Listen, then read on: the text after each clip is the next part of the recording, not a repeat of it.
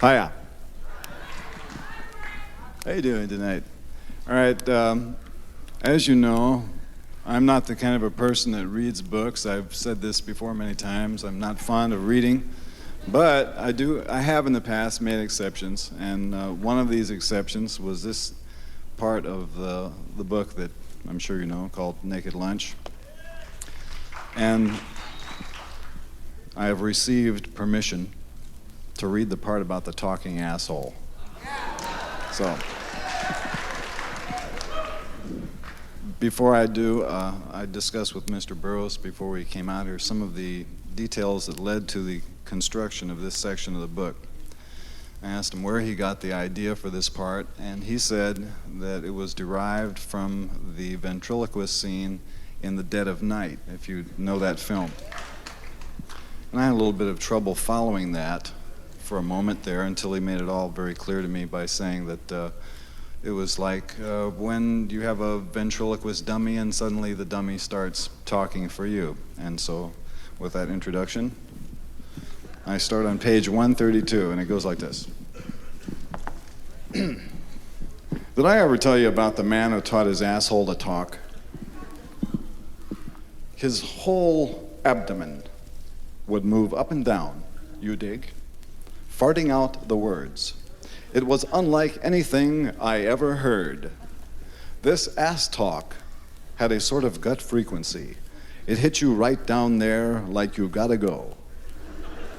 You know when the old colon gives you the elbow and it feels sort of cold inside, and you know all you have to do is turn loose? Well, this talking hit you right down there. A bubbly, thick, stagnant sound. A sound you could smell. This man worked for a carnival, you dig.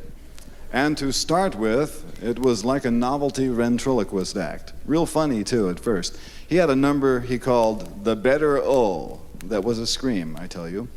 I forget most of it, but it was clever, like, "Oh, I say, are you still down there, old thing?" "Nah, I had to go relieve myself." After a while, the ass started talking on its own. He would go in without anything prepared, and his ass would ad-lib and toss the gags back at him every time. Then it developed sort of teeth-like little raspy, incurving hooks and started eating. He thought this was cute at first and built an act around it, but the asshole would eat its way through his pants and start talking on the street, shouting out it wanted equal rights. It would get drunk, too, and have crying jags. Nobody loved it and it wanted to be kissed, same as any other mouth. Finally, it talked all the time, day and night. You could hear him for blocks screaming at it to shut up and beating it with his fist and sticking candles up it. But nothing did any good, and the asshole said to him, "It's you who will shut up in the end. Not me, because we don't need you around here anymore. I can talk and eat and shit." After that, he began waking up in the morning with a transparent jelly like a tadpole's tail all over his mouth.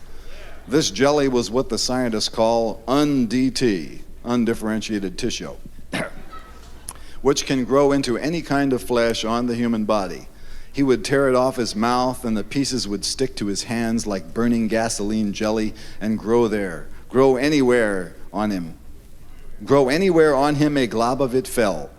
So finally his mouth sealed over, and the whole head would have amputated spontaneous. Did you know there is a condition occurs in parts of Africa and only among Negroes where the little toe amputates spontaneously? Except for the eyes, you dig? That's the one thing the asshole couldn't do was see. It needed the eyes. But nerve connections were blocked and infiltrated and atrophied, so the brain couldn't give orders anymore. It was trapped in the skull, sealed off.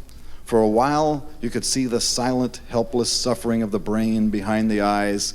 Then finally, the brain must have died because the eyes went out, and there was no more feeling in them than a crab's eye on the end of a stalk.